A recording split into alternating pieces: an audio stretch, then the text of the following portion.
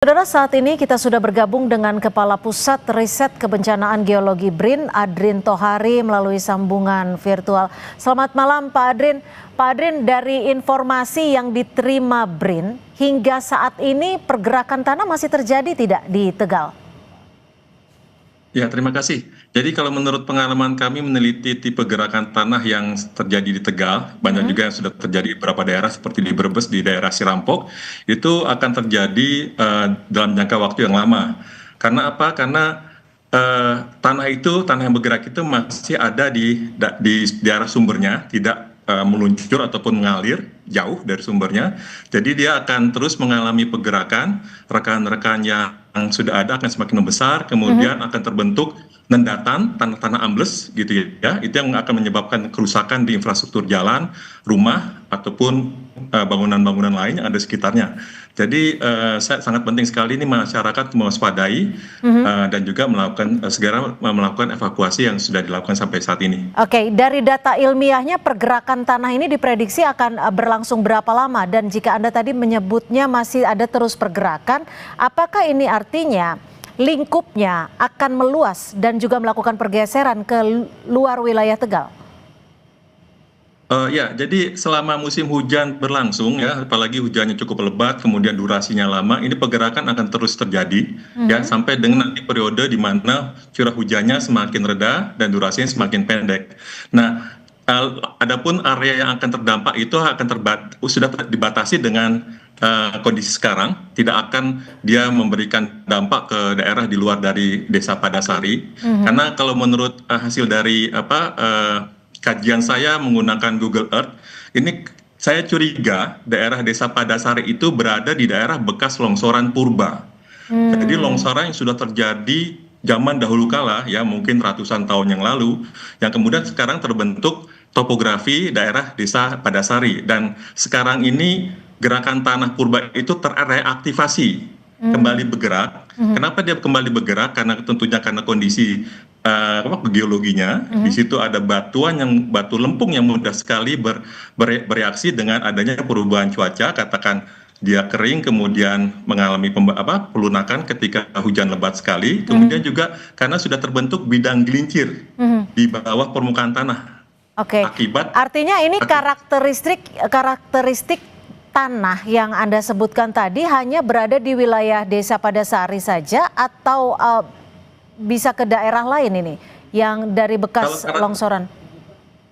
Kalau karakteristik tanah atau batuannya itu di daerah Tegal akan banyak dijumpai di daerah-daerah lain. Tapi permasalahannya morfologinya ini, topografinya ini yang memang karakteristiknya hanya di daerah Padasari, yaitu daerah yang saya curigai adalah bekas longsoran purba, yang sekarang ini teraktivasi karena adanya pengaruh dari cuaca yang berlangsung selama beberapa bulan kemarin. Nah, ini yang jadi perbedaan kenapa hanya di daerah Desa Padasari saja terjadi sementara daerah lain tidak, yang berdekatan, karena ini ada morfologi yang saya curigai ya, morfologi longsoran purba yang kembali teraktivasi. Oke, kalau kita bicara soal rencana relokasi terhadap warga, ini kan kurang lebih 500 lebih rumah warga mengalami kerusakan.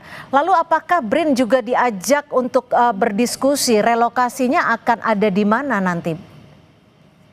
Ya, saat ini BRIN belum terlibat dalam kegiatan tanggap darurat maupun rehab-rekon, tapi apabila nanti kami dilibatkan oleh pemerintah pusat, oleh Bappenas ataupun kementerian terkait, tentunya kami siap untuk mendukung, menyiapkan data-data yang diperlukan ataupun juga kajian-kajian singkat yang diperlukan untuk menentukan lokasi-relokasi yang aman dari bencana pergerakan tanah. Oke, tentunya BRIN juga sudah melakukan penelitian secara singkat mungkin untuk kita lihat dari kondisi saat ini. Mana wilayah yang paling memungkinkan bagi warga untuk direlokasi?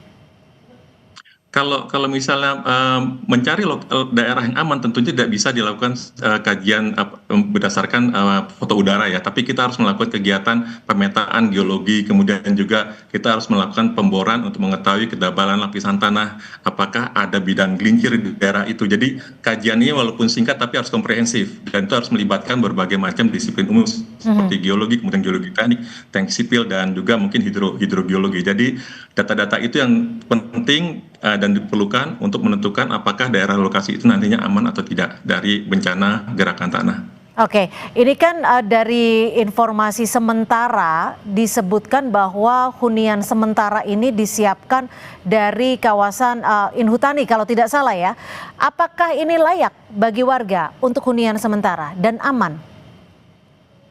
Ya, kalau misalnya daerah huniannya itu berada di daerah yang datar, ya, bukan daerah lereng ataupun perbukitan, saya ya, bisa katakan itu aman, lebih aman dari bencana pergerakan tanah. Dan yang terpenting jangan memilih daerah hunian sementara itu di daerah kaki lereng ataupun di sepanjang lereng ataupun di puncak lereng, ya. Dicari daerah yang benar-benar datar dan juga luas untuk bisa membangun hunian sementara bagi 1.000 lebih masyarakat yang terdampak. Kalau kajian ilmiah yang saat ini dilakukan BRIN sendiri untuk mendeteksi mana daerah yang aman bagi warga, khususnya di Desa Padasari ini menggunakan kajian ilmiah seperti apa, Pak Adrin? Ya, kalau untuk daerah hunian sementara tentunya tetap harus dilakukan kajian komprehensif meliputi pemetaan geologi, kemudian juga sumber airnya juga harus dilakukan pemetaan. Lalu juga yang terpenting apakah terdapat batuan yang mudah sekali aktif apabila terpengaruh oleh perubahan cuaca. Apabila masih ada batuan itu di dekat permukaan, maka itu daerah itu ya bisa dikatakan tidak dapat digunakan untuk daerah hunian sementara. Oke, Pak Adrin, kalau Anda tadi menyebut bahwa pergerakan tanah ini bisa jadi masih akan terus berlangsung mengingat cuaca juga masih diperkirakan akan tinggi intensitas hujannya. Lalu daerah-daerah mana saja yang setidaknya patut diantisipasi warga? Ya, untuk daerah-daerah yang tentunya mempunyai kondisi geologi yang sama itu seperti banyak ditemukan di daerah Kota Semarang ya. Kota Semarang itu ada daerah yang sering mengalami pergerakan tanah setiap hujan lebat seperti daerah Gombel, kemudian juga di daerah Penggaron di Kabupaten Semarang, juga beberapa daerah di Brebes ya, seperti contohnya kemarin di Kecamatan Sirampok itu juga sering tuh terlanda gerakan tanah yang sama seperti di daerah Tegal ini. Jadi di daerah yang secara geologi tersusun oleh batuan yang sangat reaktif terhadap perubahan cuaca itu ada daerah yang perlu diwaspadai akan terjadinya risiko bencana gerakan tanah seperti yang terjadi di Tegal. Oke, baik. Terima kasih Pak Adrin Tohari, Kepala Pusat Riset Kebencanaan Geologi BRIN sudah berbagi perspektif di Sapa Indonesia Malam. Selamat malam. Selamat malam, terima kasih.